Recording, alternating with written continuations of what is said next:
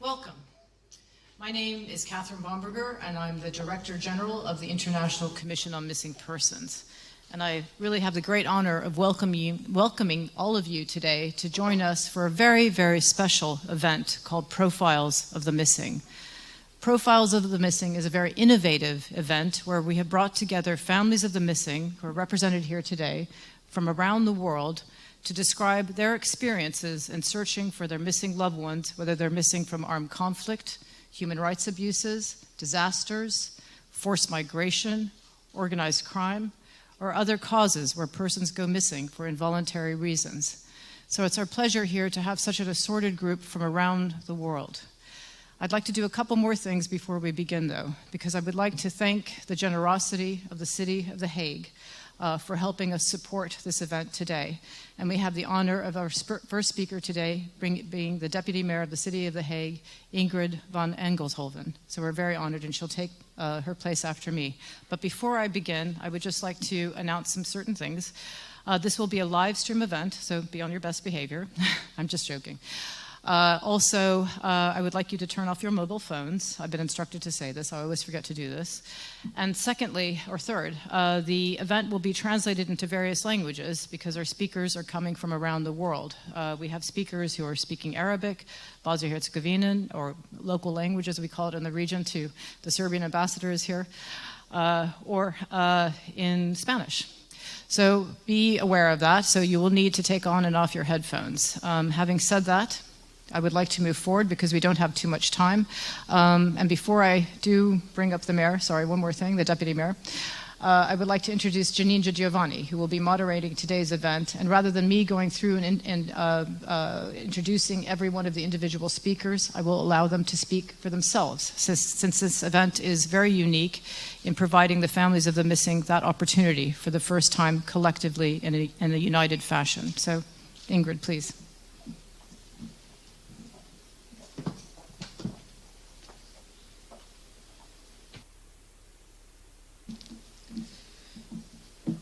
Your Majesty, Your Excellencies, ladies and gentlemen, and a special welcome to the people here on stage who have the courage to come here and tell their stories.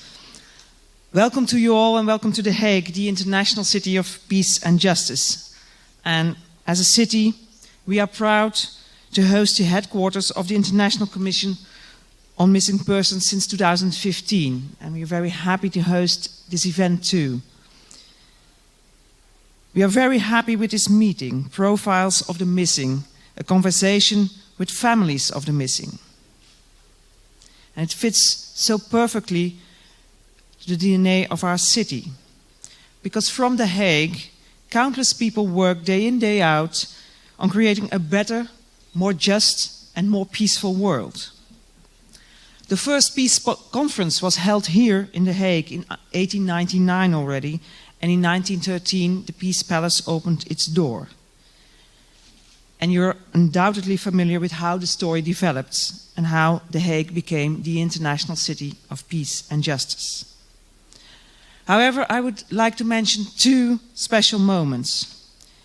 The foundation in 1993 of the International Criminal Tribunal for the former Yugoslavia, and the arrival of the International Criminal Court in 2002.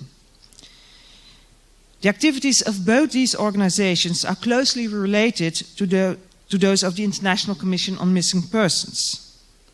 And all the more reason why The Hague is delighted to host your headquarters here and to be the co-host of this meeting. Your mission reflects our own, to do everything in our power to strengthen international law and thus promote global peace and security worldwide. And I believe that the work of ICMP is vitally important, because thanks to your efforts, since 1996, 70% of all the bodies found in the former Yugoslavia have been identified. All of the men murdered at Srebrenica, the identities of as many as 85% have been established. And thanks to you, tens of thousands of victims of ethnic cleansing have received a proper burial. I think I don't need to tell you how important that is for both the families and society as a whole. If a country is truly assured of sustainable peace after a period of war, it must make peace with itself. Processing war crimes is one step. And that processing cannot be completed if there is still a considerable group of victims of war or oppression who have not been found or identified. The work of ICMP is no longer limited to the former Yugoslavia. The people of ICMP travel all over the world to help identify victims of terrorism and war crimes, as well as natural disasters. And this afternoon, we will hear stories of family members of not yet identified victims and what that means to them in their daily lives. And their stories will underline the importance of your work, which I'm very happy to support. I wish you all an interesting meeting and a pleasant stay in The Hague. Thank you very much.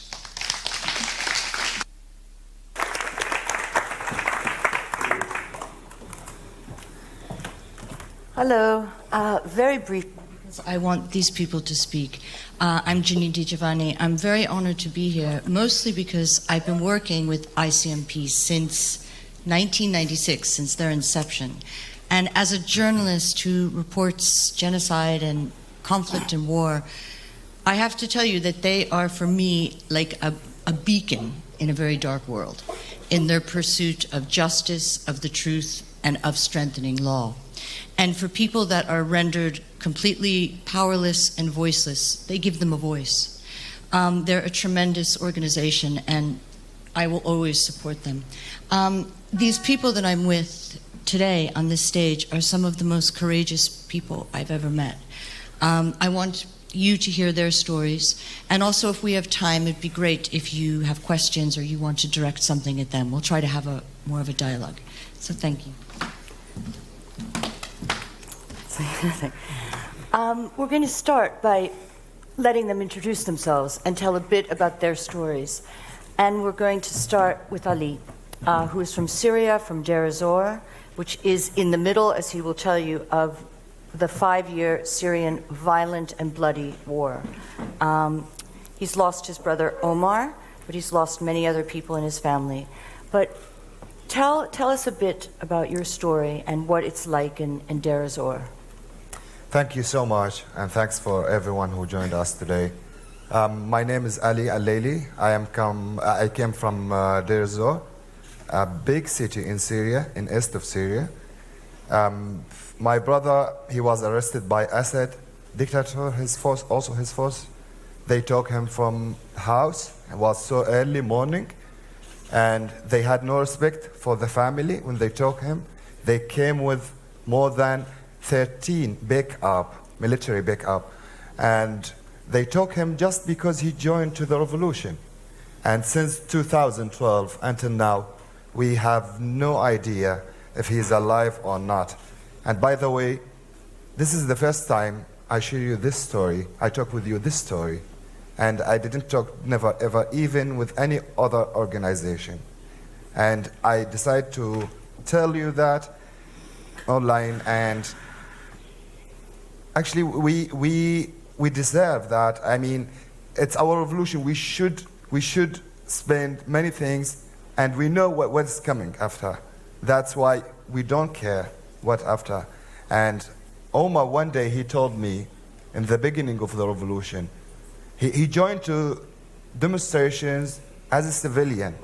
He was looking for the freedom as a country without dictators. And he told me that, Ali, if I don't expect the bad things coming to me, or if you don't expect that, so we never will have our freedom, or we will never push the dictator out of our country. And our dictator, he got the regime, you know him very well, Bashar al-Assad. He got it from his father, as is it a family regime, not a Syrian regime. And when you listen to him on the media, he talking about democracy, talking about everything, but it's fake, sorry, because that we have the revolution after the Arabic countries. They start in the Spring Arabic, as we call it, in Libya, in Egypt, in Yemen, and other countries. But Deir ez-Zor is also, it's a city under, it's one of the 18 cities in Syria that is under siege, meaning the people are literally being starved to death. But you've also got another major enemy, which is Daesh, ISIS. So what is life like right now in Deir ez-Zor? This is a very good question, actually. I have to go back a little bit about Deir ez-Zor. We can call it the forgotten city. So if you listen to the news or if you watch the media about Syria, you will listen to all the cities, Homs, Aleppo, Damascus, other. But I am about sure most of the people who joined, or most of our friends today, they don't know the city. And if you know what's happening there, you will be so surprised. Yeah, the city is controlled by Assad and by ISIS. ISIS, the radicals, who they came control the city, and they trying to show you the Islam, but it's fake propaganda. They use it. It's not the Islam as we are. And we are so clear against them, and we publish that. So that's, they control this city. And one important point in Deir ez-Zor, there's an area controlled by Assad. It's called Deir ez-Zor city, but an area, some neighborhoods. It's Al-Qusur and Al-Jua. We talk about more 300,000 civilians under the siege. They cannot even leave the city. They wanted just to have life. They cannot, because Assad, he used them as against ISIS, okay? And ISIS, the same time, they bombed this area. So those people are civilians, and that's why we're fighting for them. They wanted just to have normal life, but they wanted to leave the city out to Turkey, to another city in Syria, safe. They cannot. From outside, ISIS bombed them by heavy weapons. From inside, Assad don't let them go out. So they dying every day. And don't forget also Russia. Every day, they bombing the civilian area, the civilian cities, and they talking about we bombed an ISIS centers, but it's not truth. Sorry, for me as Ali with you now, I have a big network in Deir ez-Zor. They're still there, 15 guys, and they document every day. We report many news and many reports about what's happening in Deir ez-Zor, in the city center and countryside. Who bombed this area, how many people killed, and it is. Just as a note, because it's so difficult for us journalists to work inside Syria, either you get a visa from the regime and you're allowed into Damascus, but people like me are not allowed to go, or you go to the opposition side, which is now overrun by ISIS, and you get kidnapped and killed. So people like Ali's network inside are essential for us to have eyes and ears on the ground. But let's go back to the missing. There are, by the way, we estimate 300,000 people missing in Syria, and it could be many, many more. This number, sorry, just a moment. This number is just which documented. We talk, if you're looking for the truth, for how many people they're missing, or we don't know them, we talk about more million, more million. So they are humans. And we're going to come back to you to talk about the challenge of searching for a missing loved one in a time of conflict, while the conflict is still ongoing. How do you pursue that? Nora is from Uganda. 12 years ago, her 20-year-old son, her oldest son, Neville, whom she adores, was kidnapped by the Lord's Resistance Army. And her challenges are enormous, not just her pain, but the fact that he's now considered a rebel by the government. So she has to deal with these things. Could you tell us a little bit about your story about Neville, what he was like, about your feelings now, where you are now, and where you were after he was abducted? Yeah, I am Nora Fatum, as is already mentioned, from northern part of Uganda. In northern part of Uganda, we have the Lira sub-region, we have the Acholi sub-region, we have the West Nile sub-region. So I happen to come from West Nile sub-region, and then the problem of Lord's Resistance Army basically cropped up in the Acholi sub-region. So the rest of these other regions within the Greater North region had to suffer the existence of this problem.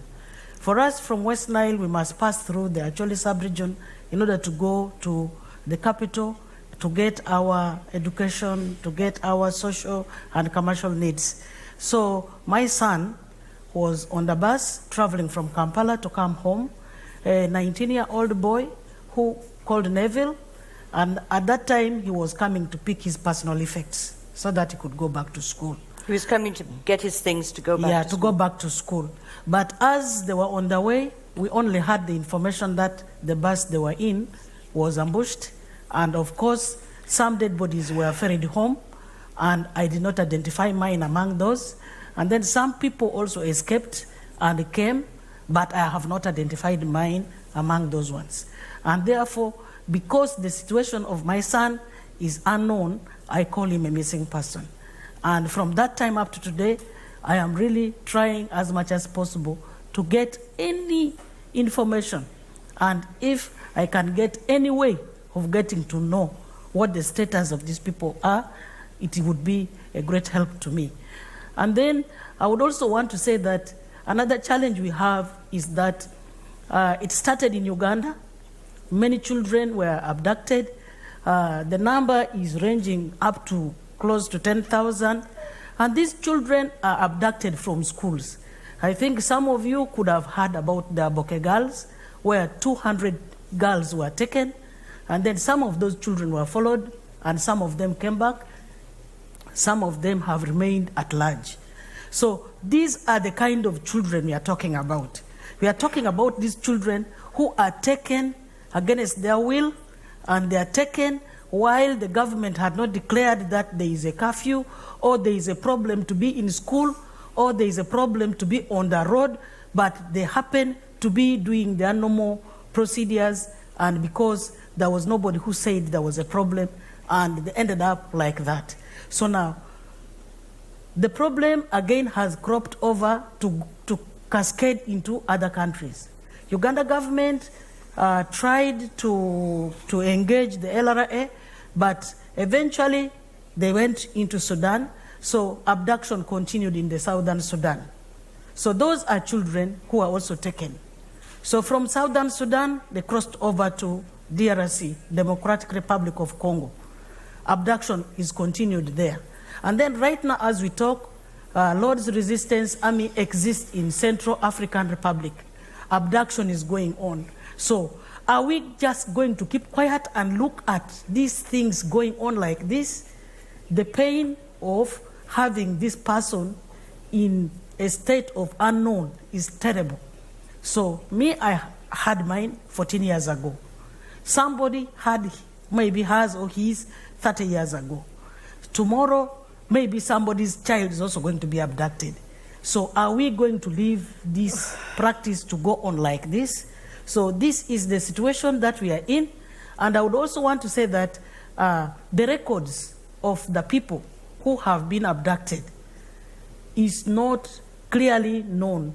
You find a group of people trying to register their own people, but the general picture, and especially for the West Nile region, it is not there at all. And the children who are already abducted, as long as you don't come back within the specified time that the government says you return, if you don't come back, then you are considered as a rebel.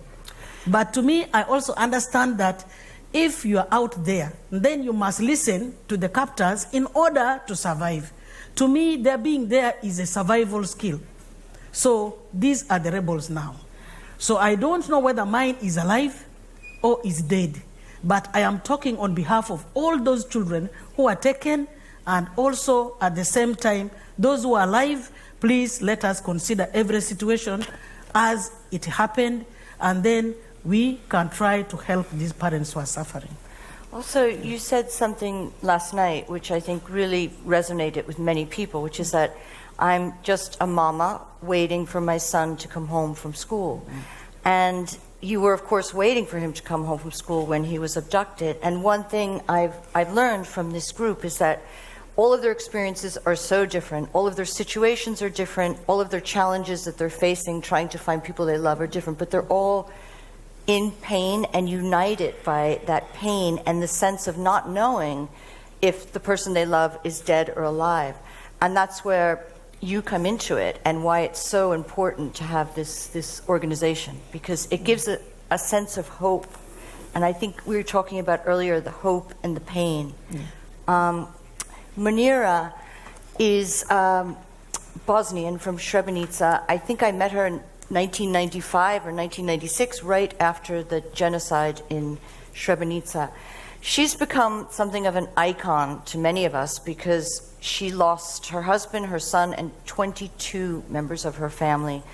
But her resilience, her strength, her courage, and also her kind of mission for other people to learn from what she and her group, Mothers of Srebrenica, have done is so inspiring. So, Manera, just if you could tell people here briefly your story and how Mothers of Srebrenica came to be, but what happened to your immediate family and what happened in Srebrenica. The anniversary, by the way, is coming up on the 11th of July. Hvala lijepo. Hvala vam svima koji ste došli danas da čujete nas. Posebno čestitam 20 godina postojanja to hear our story. I would like to congratulate the ICMP, their 20 years, the only organization that ever helped us to reach the truth. We mothers have been waiting for 20 years. We have been searching for justice. The biggest injustice is to be waiting for justice. Back in 1995, when I survived genocide with my mothers, with other mothers, when our children and husbands were captured, we were left all alone. In order to learn the truth about their fate, we decided to establish a non-governmental organization where all mothers got together, all mothers who lost their sons, their daughters, because in Srebrenica, in the town of Srebrenica, we had a problem with many women who were victims of rape. Some of them, after being raped, had to deliver children. It is very difficult to talk about these things. In 1995, when we were forced out of Srebrenica and when we were relocated into another part, liberated part of Bosnia and Herzegovina, we thought that we will be provided with all information we were searching for. However, it never materialized. We were, in a way, manipulated by international organizations, by the ICRC, who abandoned us in Srebrenica, who knew what will happen, United Nations, who betrayed us, the Dutch battalion, who was in Srebrenica, whose mission was to protect us unarmed people, us mothers, our children. We were left alone by everyone. We were abandoned. We thought that our government will help us, but our government provided no answers. That's why we mothers decided to take things into our hands. We didn't listen to anyone. We didn't want to ask help from anyone, because many tried to abuse us, to use us for their own purpose, for their own goals. So in 1996 we organized. ICMP was already there. They started functioning and they helped us. They helped all mothers to sit at the same table, all mothers from Bosnia and Herzegovina, and start talking about the missing children.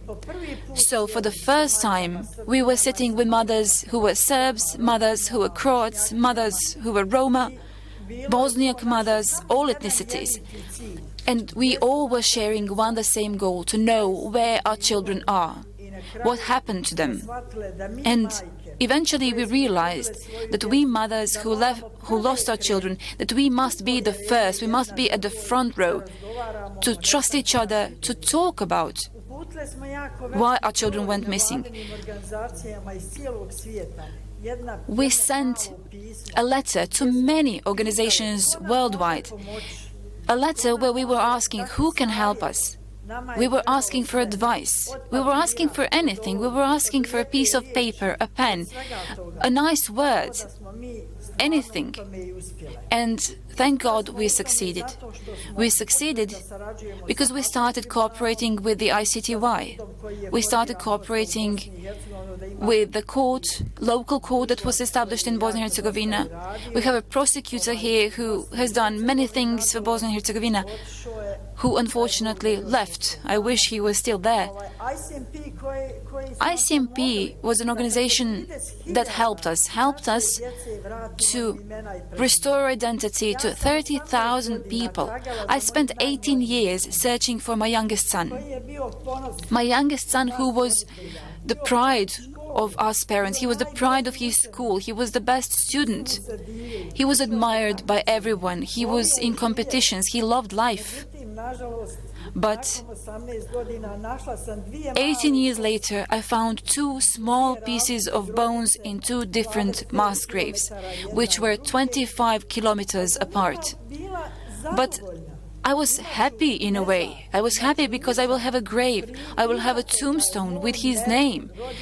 The tombstone that will say, my Nermin, my son, was born in Srebrenica and was killed in Srebrenica. Sometimes I sit at a table with other mothers who may never find a single piece of bone.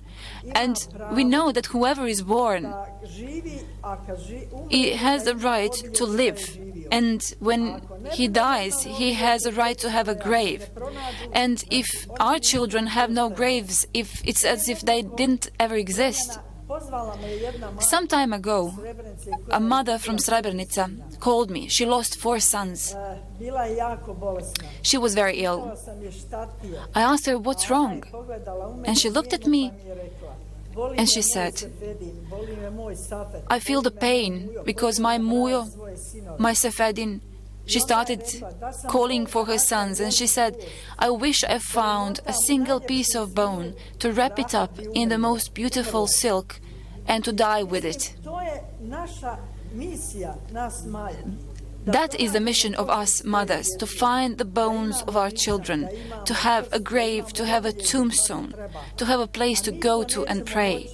And I'm afraid that without the ICMP, we will not be in a position to have it. That's why I'm asking all you good people, all you parents, help us, help each mother, whatever her name may be, whatever her people may be. Help us find bones. Help us find our sons, our daughters, whether alive or dead. Because if we don't do that, if you don't do that, they will die like my Jula, my good friend, died without ever finding a single bone of her sons. Many of us mothers have testified before the courts, before the ICTY. We don't want to lie, because there are so many truths we have to share. If only we share with you one part of it, I think it would be enough for a criminal to be convicted. Unfortunately, in the town of Srebrenica, where I spend most of my time, criminals are still there. They're police officers, they're judges, they're prosecutors. If we decide to protest, if we decide to go out into the streets, we're being punished. We have to pay fines for saying that Republika Srpska was created, and we all know that it was created on gravesites and on bones. And we'll also be asking you more. Already? We'll come back to that, and we'll also be asking you more very practical suggestions you can give us about how governments can help, how we can move this project forward globally. Thank you very much. On September 6th, they left for the city of Tiguala. They took the buses, but it wasn't really a hijack. It was an agreement that they had with that bus company. They had to go there, use those buses, and then take them back.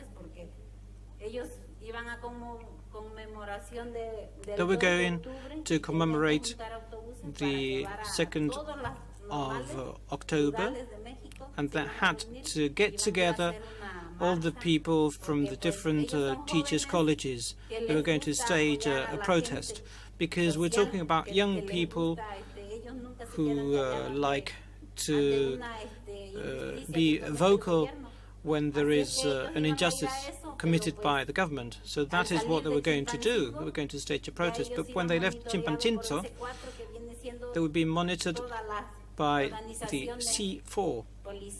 That is the police, the military, Marines. They all knew that they were heading to Iguala, and they were all ambushed. The whole city of Iguala knew what was going to happen that night.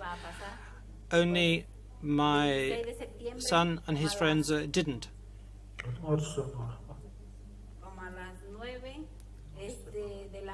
So at around 9 in the evening, the patrols were waiting for them, and one of the buses was taken to a place called the Justice Palace, and a second bus was taken to Periférico Norte. And that is where our young children ended up. 43 people were taken there. They were arrested by the police. So every time that we have demonstrated, we always say that the people that took our children away were our policemen and not members of organized crime. It was the police and the military. Now we are aware of all the wrongdoings of the government. They're not interested in looking for our children, and thanks to independent experts, we know that the government has fabricated evidence. We have always fought for the truth. Some people say we don't want to believe that our children are dead, but that's not the truth. We simply do not have any evidences. Probably a lot of you know about what has happened in Mexico. We have made many protests, marches. We have worked with experts, and everything that we have achieved has been at a cost because the government is not helping us. They are against us finding our children, so we'll carry on in our struggle for the truth because we want our children back. And by the way, I didn't mention that 43 people were taken away and 3 were killed. There is one in a coma who hasn't recovered since September 2014. He's still at hospital. And the other boy had his jaw wrecked by a bullet. So all this has changed our lives, obviously. I'm married to a peasant. Our destiny was not to stage marches in the city, but I have had to leave one of my children behind in my struggle to look for the other child. It is very painful, and it's not easy for me to share with you this story. As a mother, I always taught him right from wrong, and that is why I'm so angry and so in pain. Why was he taken away? Why did the government not protect them? Rather, the opposite. Why was he made disappeared? That is why I'm so angry, because the government is supposed to protect us. If the government is there, it is there to protect us, and our children have the right to study. They have the right to freedom. They have the right to do what they want to do, because there is such a thing as freedom. And there is no reason why the government should trample on our freedoms, and also because we are poor. Last night, I was really angry, and I said to my friend, it's only because we're poor and because the government is rich that our rights are being trampled on, and that's not fair. That's not fair. We will carry on fighting. My son loves music, and when I go back home, I sit in my court, and I remember that my son would say to me, come on, I'm going to sing a song to you.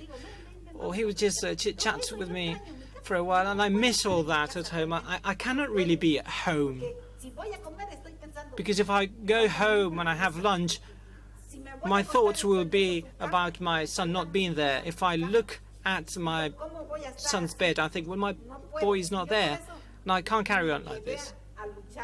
And that is why I have decided to carry on fighting. That is why I'm living in the college, in the teachers' college. I leave my second child whenever I can.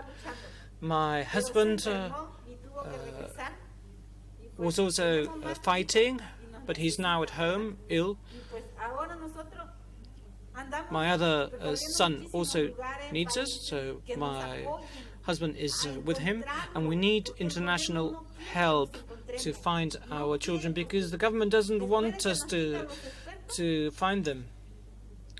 We used to have experts helping us. They have taken them away from us. Now, all 43 parents are united because we want the experts back. We want the government to accept the monitor mechanisms. The experts have opened 20 different lines of inquiry, and nothing is being done about it.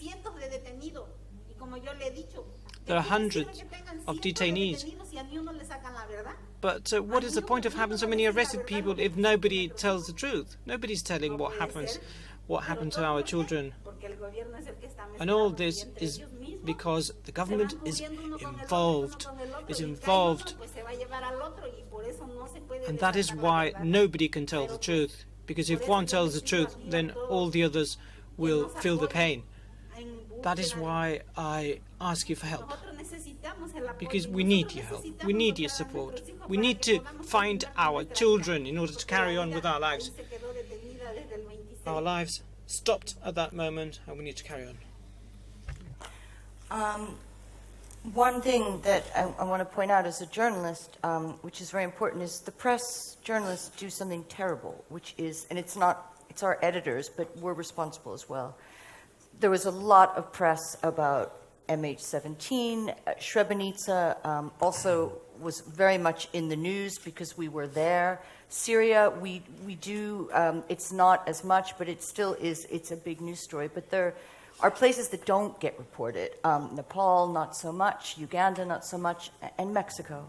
And when I hear these stories as a journalist, I feel ashamed that I'm not writing about them, that I'm not there, that I'm not witnessing this. So I think this is why this event is so important, and the need for this public awareness and to let people know and to keep this message going, because their narratives, their stories could be our stories. It's just we have the good luck to be born in The Hague or in London or in Paris. Or I have a son. My son is alive and safe, and we owe it to them to not forget them. So I want to ask each of them the processes, how they went through it, and how, again, what I asked you earlier, how you keep going. So, especially Ali, I mean, how are you actually, Omar, you don't know where he is. He's disappeared into one of Bashar's prisons. We know there's many of them. What are you actually doing? I mean, you're in Germany now. You had to leave, and tell us a bit also about your family there. You haven't seen your baby who was born 2 years ago. And how you're actually from outside trying to find your brother. Yeah, actually, we tried since they arrested him, since they took him from home. Since 2012. We spent a lot of money. If I tell you how much, you will not believe that. Even I bought one of my house. We have two houses. We bought one to get money to pay it for, to get any information. Who did you pay? Local people, or how did you? Local people. But the people who work in this case to get you information, they are by Assad regime side. And they're trying to give you some information, but finally you find them, they are liars. This is the point. I wanted just to go back a little with our friend about her feelings. My mother, she has the same feelings and more than you expect with Omar. But the point is they took him from home. Not they arrest him in the street or wherever. Actually, yes, I have wife, I have two kids. And one of them, I haven't seen him yet. He is 2 years old. Because I am wanted by the radicals. They follow me.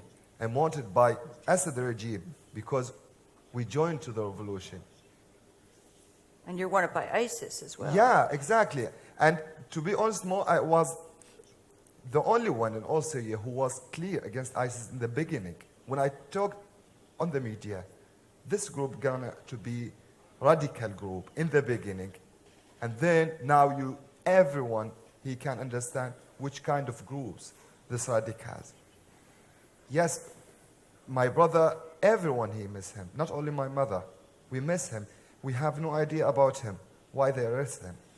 Even my wife, many times when I don't forget him. I can't explain my feelings about my brother like she did or like what my mother. I have a small story. When I moved to Turkey, there's a famous woman in all Syria. We call it Al-Khansa in Arabic. She lost 7 guys. 7 guys, they died in the war. And she has that passion. She is a strong woman. And then when I arrived in Turkey, I decided to meet her, but I don't know where is she living. Then finally I found her address. I visited her. I was crying and she wasn't. I was surprised. Why? How you are strong? And then I had an idea in my mind. I asked her, I will call my mother and please talk with her. Just be her passion. She said yes. Then she called her. My mother, I told my mother, there's a woman, she want to talk with you. She said, okay. And then she talked to her. You only lost 1. What about me? Then, but my mother, after 1 day, she returned to the same situation. She came back to the same situation. And she can't control her feelings. And I didn't come to here to talk about my story as I am Ali, or as Omar, or as Delzo. I came to talk about a country. About hundreds of families, thousands of families. They have no even any chance to talk, even to tell stories. All of us, we got a chance to come here, to let you listen, or to hear our stories, and somehow. But in the end, one day, this is our believing in my family. If my brother, he died, he will not be the first one or the last one. If he is alive, he will come back one day. This is the believing we have it. Because we believe that the revolution as we believe God, as we believe Allah. And that's exactly the believing about the radicals. We will shoot them out. ISIS or any other part of Al-Qaeda. Ali, do you think Omar is still alive? We have no idea. We have the hope. As she has the hope, as she has the hope, as anyone has, that's hope.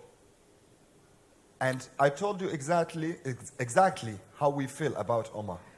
We miss him with every moment happened with our family. We miss him when we meet as a family, as we eat. We miss that clever guy who can get it before it's landed. We miss him as a young guy. He was first guy or student in the institute, in his institute. Why? Why they arrest him? He was the civilian. And the same case at million stories. A lot of civilians arrested by Assad, and not only Assad, even the radicals. I wanted to focus with the radicals because they're doing sometimes more than Assad. And we have the saying that Assad and ISIS, or Al-Qaeda, two faces for one coin.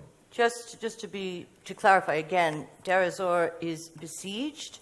It's being bombed by Russians who are supposed to be searching for ISIS, but in fact they often hit civilian targets. 60% of their targets have been civilian. Last month, only the last month, as my group, they documented how many civilians we lost in Deir ez-Zor. 175. In a month. In Deir ez-Zor, in the countryside and in the city center. Who killed them? Russia, ISIS, Assad.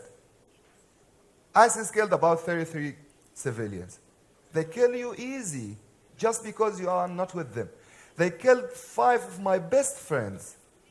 We start together in the revolution. They are activists. And they published in a video to show you how we killed them. Nora, I want to ask you, because earlier I said, do you think your son is still alive? And you said, yes, because I feel it. Can you tell us, and I think all of you have that same emotion, that you feel something, still a connection. How do you cope with that? How do you manage your hope and your sadness, and what happened to you after? You have a story about after he was taken. What happened to you? Yeah, as a parent and as a child who was very close to me, and I still hold him at heart, I should have had a feeling that something is missing, but that something that is missing has never occurred in my mind and also in my normal life. So I still think my son is alive. And I also would want to say, for every parent whose child is not there, even if the Lord's Resistance Army, if their number was remaining 2, all of us, the 10,000 parents, are believing that those 2 are mine. I'm believing mine is one of them. So you mean and that is the belief that every other parent whose person is missing is believing. So if one person finds their child, you still have to help the others in the group, support them till they find theirs. Yeah, and that is what we are supposed to do.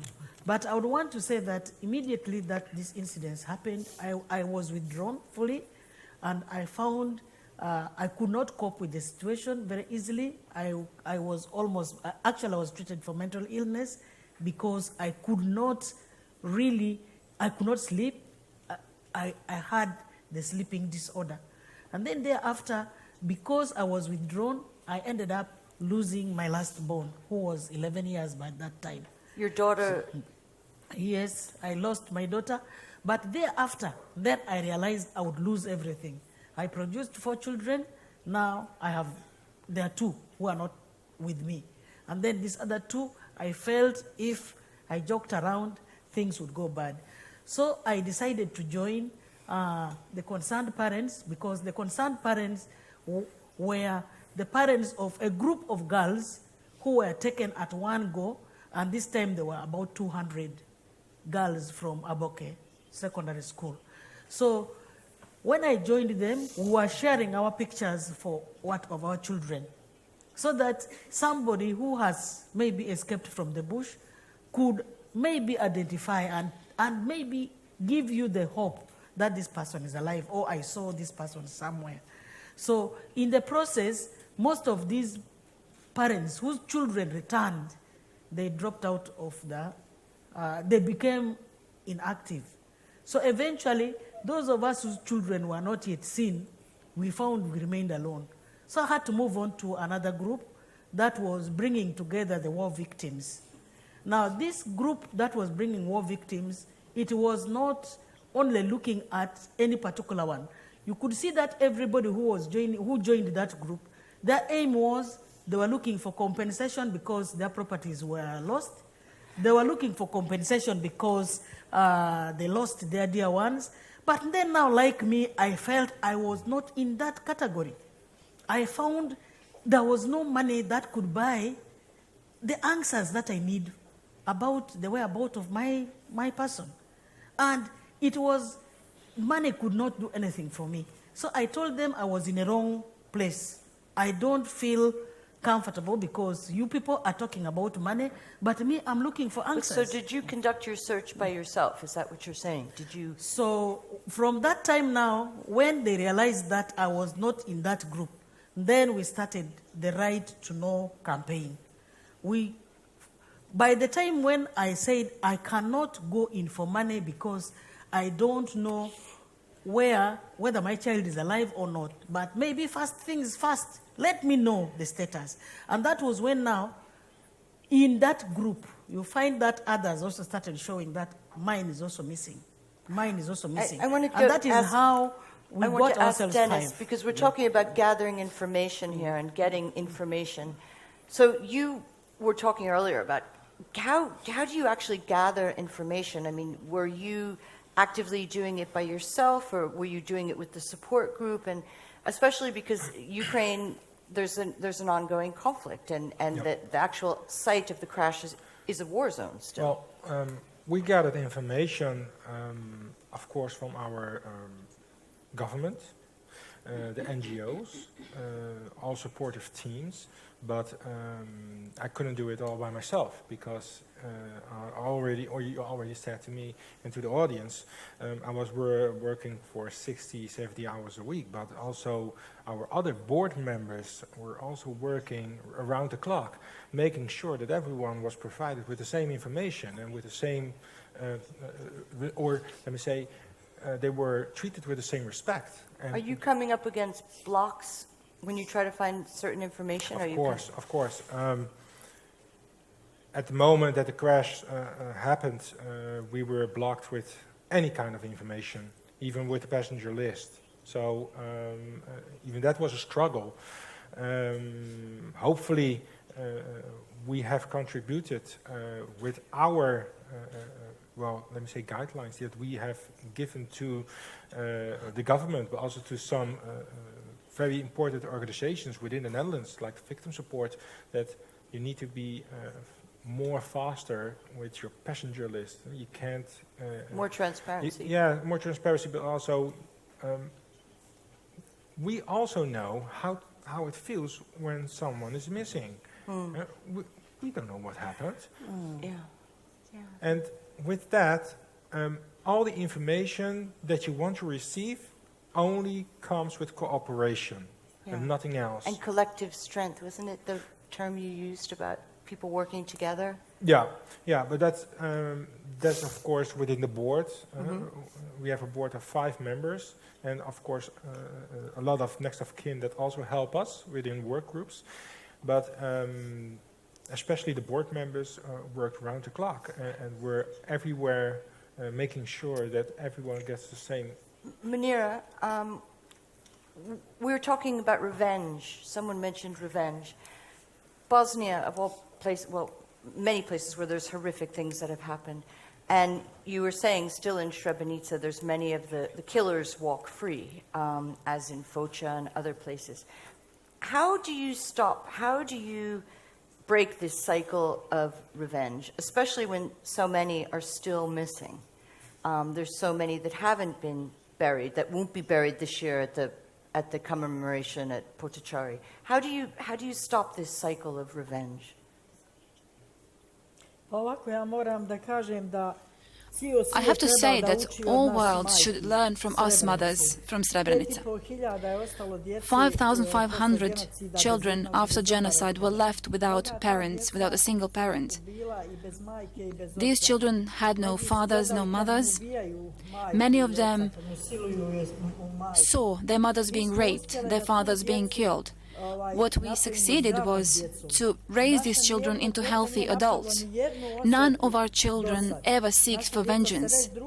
Our children are friends. Our children are friends with children whose parents are murderers of their fathers. Many of our children are well educated today.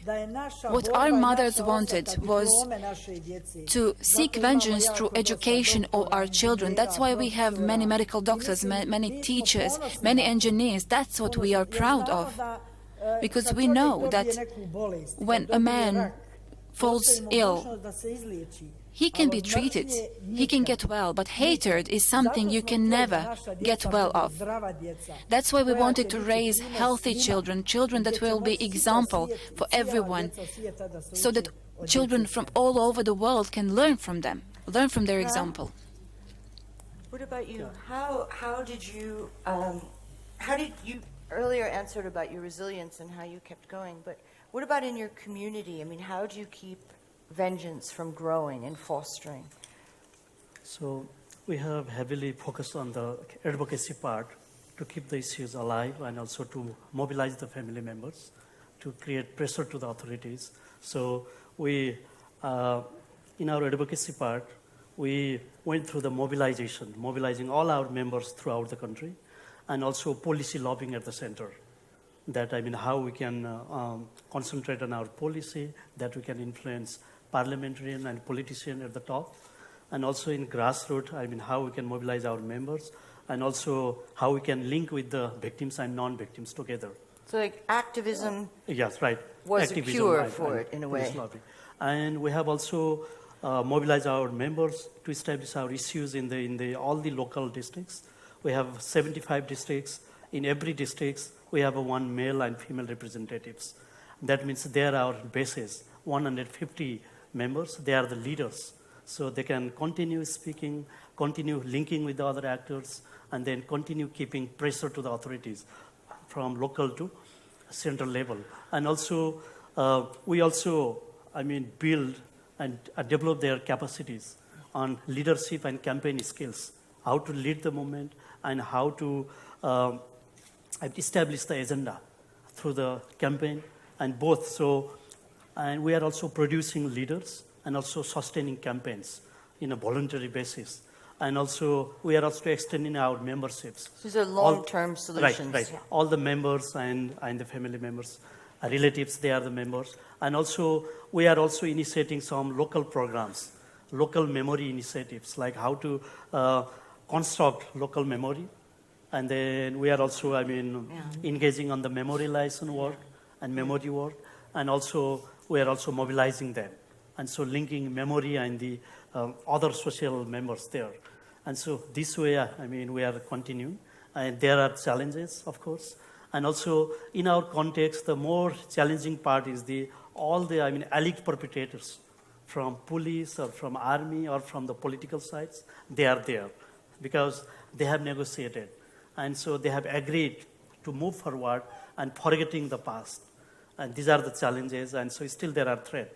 Like, for example, I know the perpetrators, a police officer, who was responsible and directly involved in my father's arrest, and then who has been promoted and still sit in a powerful position.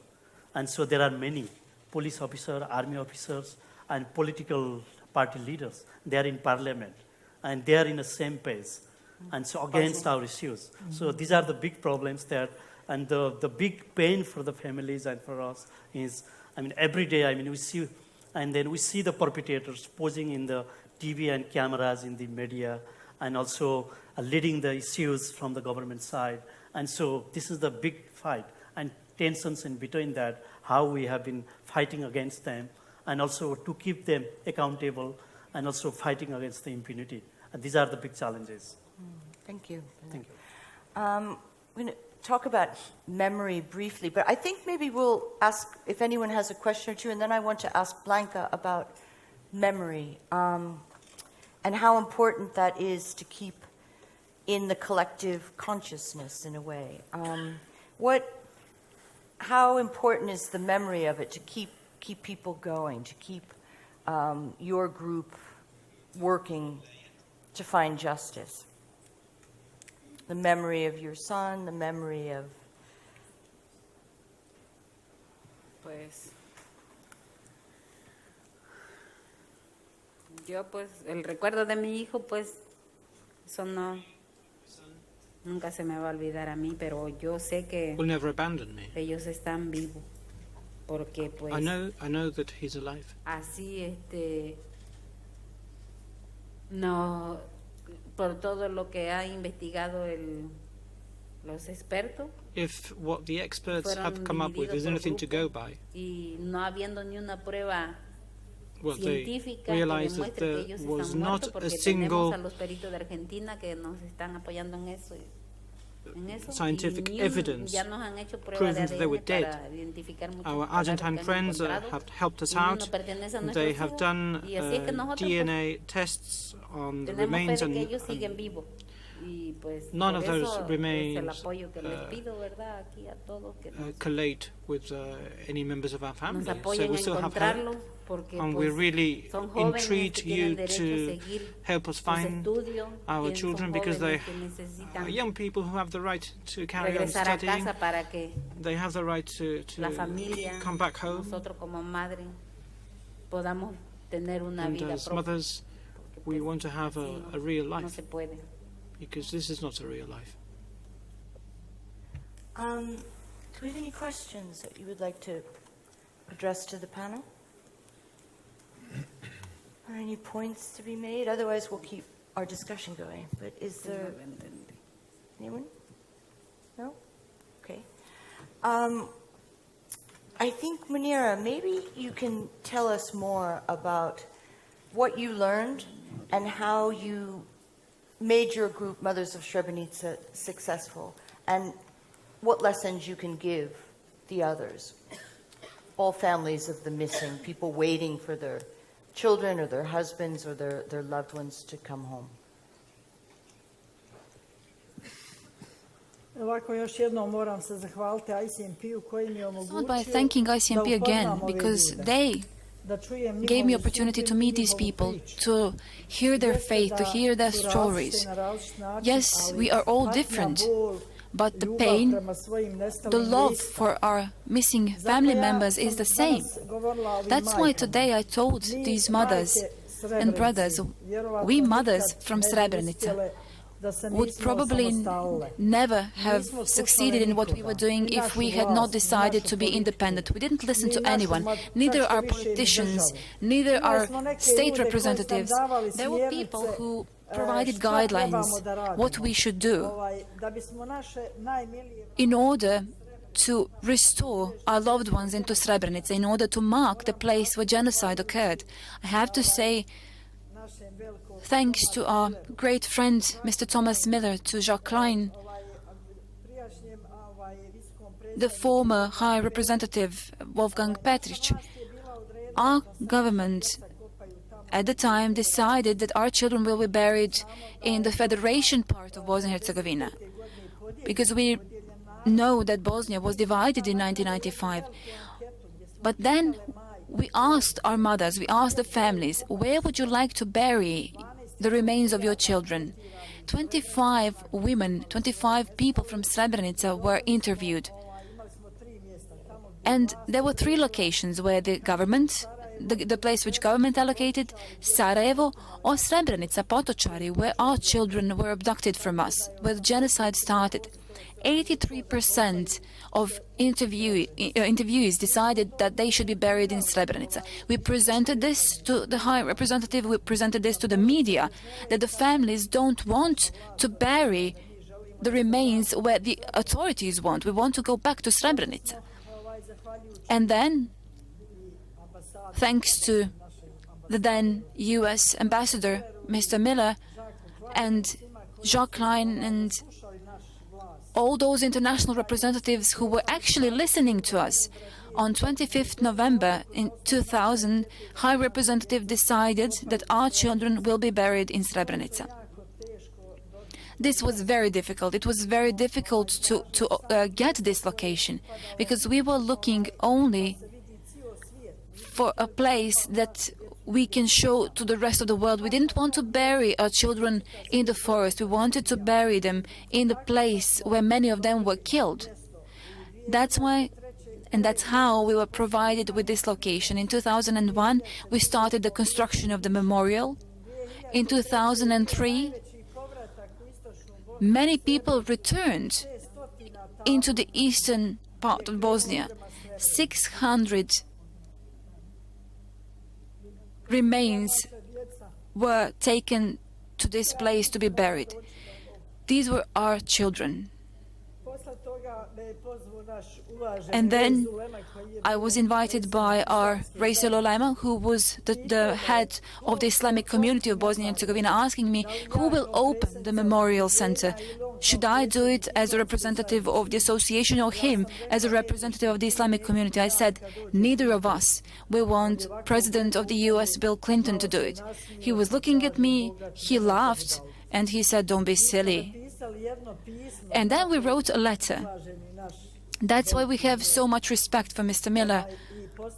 And we sent this letter to US President Bill Clinton. He said, I can't be there on the 11th, but I can be there on the 20th of September. And we said, okay, we will welcome you on the 20th of September. Our goal was not only to have Bill Clinton as the US President. What we wanted had to do with the fact that in 1995, maybe he himself made a mistake, because his no might have kept our sons and our daughters alive. His no might have prevented some things. So we wanted to meet him as mothers. We wanted to tell him, you are a parent, we are parents. Why didn't you stop this? Why didn't you stop genocide? So when Clinton was there, when he arrived to Srebrenica, cameras from all over the world were there, and that's when Srebrenica became known worldwide. Again, I have to say it's thanks to 3 people. And then we had our representative, Mr. Paddy Ashdown, who was a British lord who could have done many things. He did help. And we didn't stop there. We started burying our children. The funerals were organized every year. This year we will bury 127 people. And the total number of buried people from Srebrenica, buried in Potočari, will be more than 7,000. Everything that happened to us on this 11th July 1995 happened under the protection of the United Nations.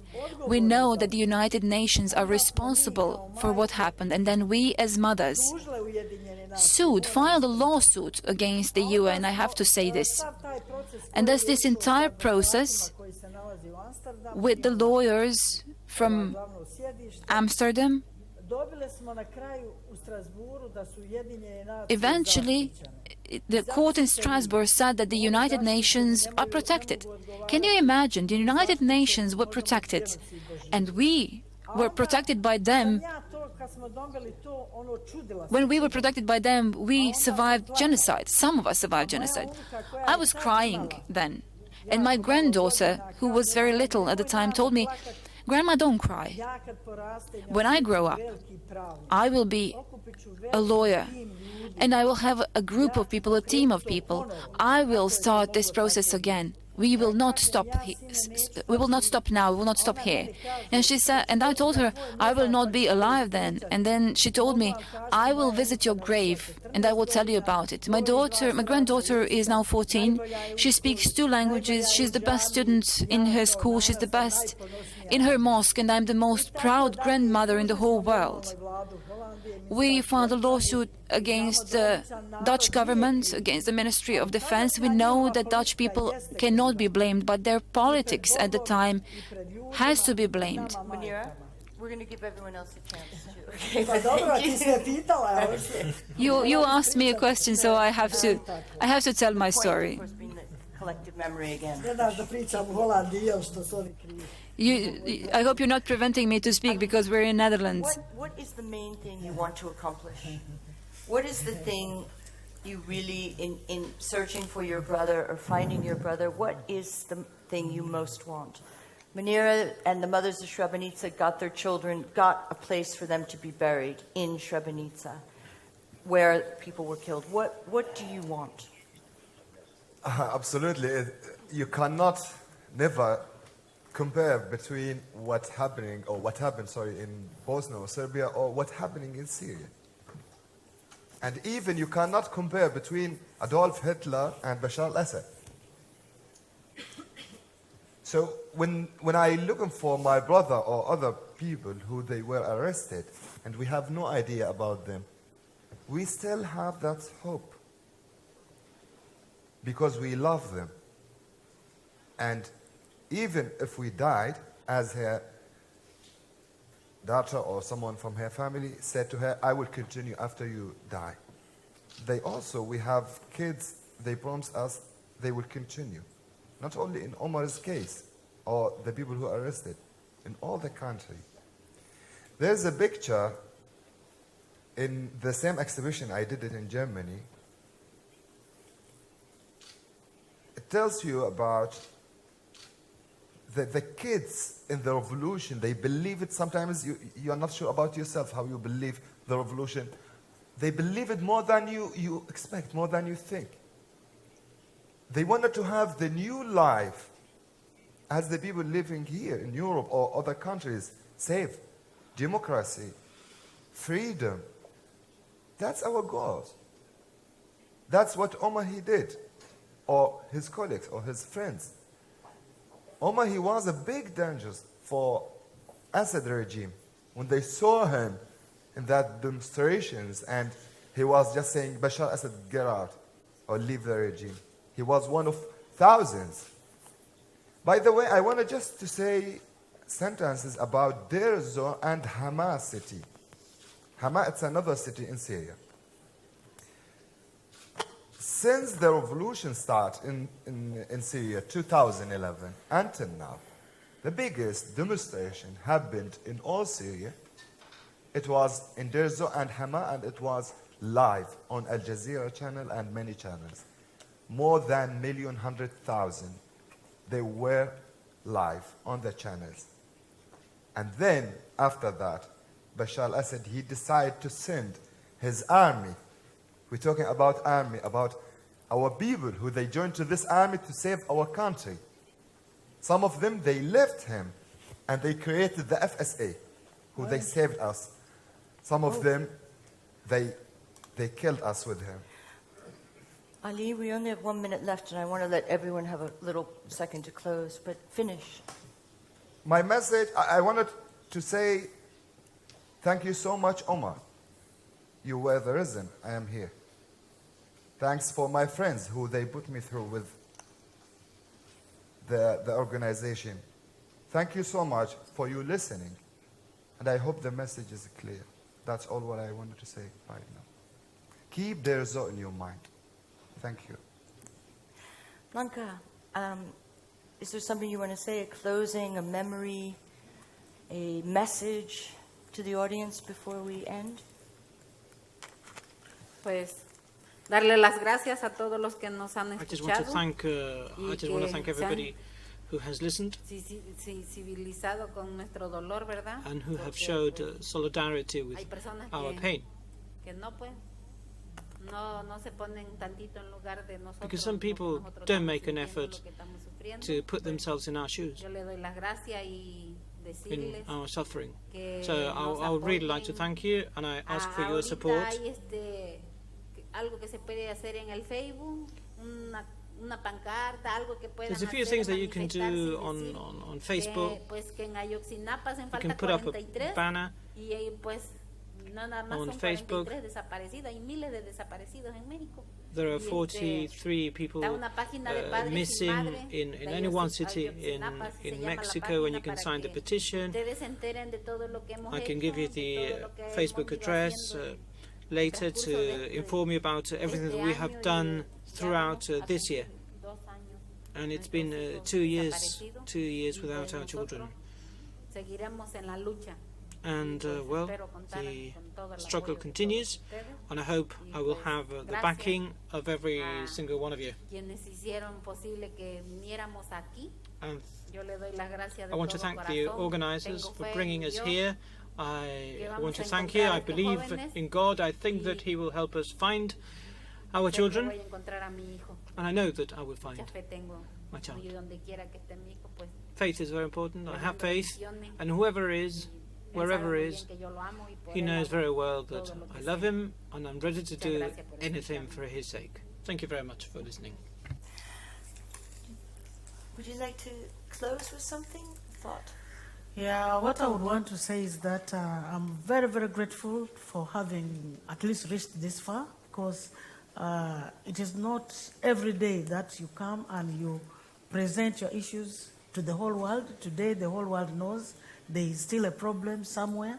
And I would want also to also pass the message that my government should own to their responsibility, which they missed to make our children to go missing.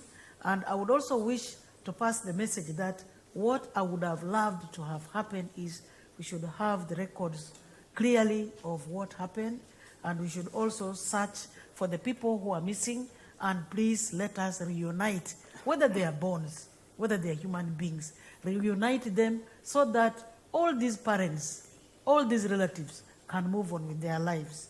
And as for me, you see me here, the suitcase of my son is still waiting in the house.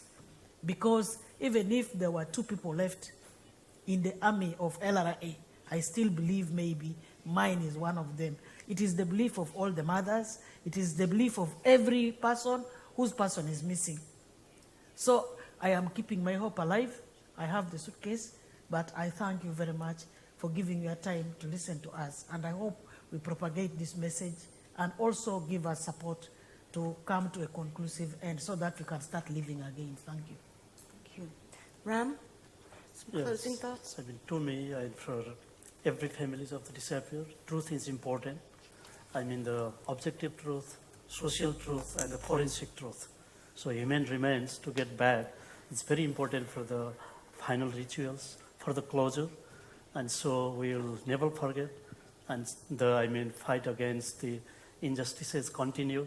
And I'm optimistic that the day will come and then we'll get the justice. Thank you so much. Dennis? Yes, of course, also I would like to thank ICMP for inviting us, and of course the audience that has come today to listen to our story. But the most important message that I want to give to everyone here is the 298 victims of the MH17 crash will not have died for nothing. We will continue the struggle that there is for equal rights. We will continue to fight for everyone, wherever and whenever. We are here with 6 persons with 6 individual stories.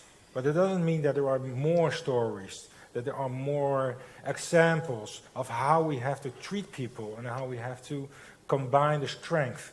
So I leave you with that, and hopefully you take it home with you and think of it, and maybe you can think of a way to help people, or to help an organization, or help your government, or write a letter or an email or something. But no one will die for nothing, and certainly the 298 victims from the MH17 and all the other victims here in this story.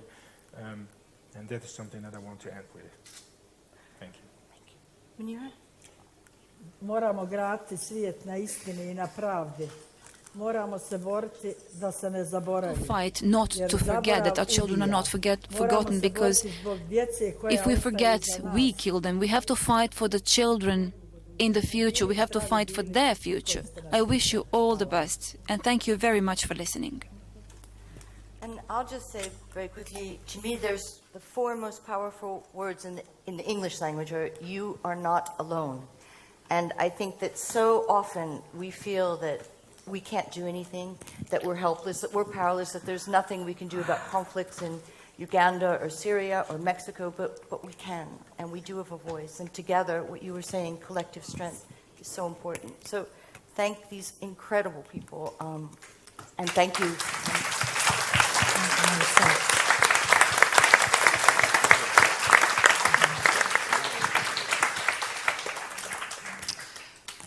On behalf of the International Commission on Missing Persons and its commissioners who are represented here today, Deborah's asked me to come up on the stage, and I will. I would very much like to thank the survivors of missing persons cases for their bravery and their courage for coming forward and talking today. It's been very difficult for all of us to listen to their stories. They've been very painful, I think, for all of us. but it's a reminder of the courage that these families of the missing go through and the mental anguish which the UN has categorized as a form of mental torture. The uncertainty of not knowing the fate of a loved one is a form of mental torture, a form of agony, and withholding that information deliberately from families of the missing only perpetuates that agony. I think what we've demonstrated here today from a person from Syria, from Uganda, from Mexico, from Nepal, from Bosnia-Herzegovina, and from the Netherlands is that this issue of missing persons is a global problem. And I think Dennis put it so eloquently. There are just representatives here from a number of countries, but there are more representatives from around the world who have missing persons. The numbers are in their millions. And in fact, there isn't one country in the world that is not affected by a missing persons problem, not one country in the world. And I think this is just a powerful moment to recognize this. Other lessons that we have learned in our 20 years as ICMP are very powerful. And again, you've spoken about them so eloquently, that all families of the missing have equal rights. And together we want to work with you to build upon those rights, rights of the survivors to know the fate of a missing person, to have access to justice, to have access to the truth, and to have access to reparations, and to facilitate the process of searching for missing persons, not to obstruct that process, which is what happens in so many of these cases. It's been our privilege to help Manera and so many victims from the conflicts in the former Yugoslavia. We would like to have that same privilege to help every one of you, and we do have plans in mind to do so. So it's an honor and a privilege to hear all of you. And again, I want to thank the City of The Hague, really, for underscoring again how grateful we are for allowing us to come here and supporting this, but also facilitating ICMP's move to the City of Peace and Justice, because these are issues about peace and justice. And resolving missing persons cases is about a contribution to peace and to justice. This is about ensuring the accountability of states, as your Minister Kunder said yesterday, and we have been so welcomed also by the Netherlands, who has done so much for us, and also for Bosnia-Herzegovina and for MH17, where we've played a role. And again, we've been honored to do so. Ensuring accountability is also about ensuring prevention. So we thank you again for allowing us and joining us in commemorating our 20th anniversary. This is a new life for ICMP as we move globally. And again, these are cases including Syria, Uganda, Mexico, Nepal, and beyond Bosnia-Herzegovina, where we've had the privilege to work with Manera, who has been our teacher, and to work with MH17. This is something we would like to do globally, and we will join forces with you. Thank you very much, and also to our commissioners. Hvala vam mnogo.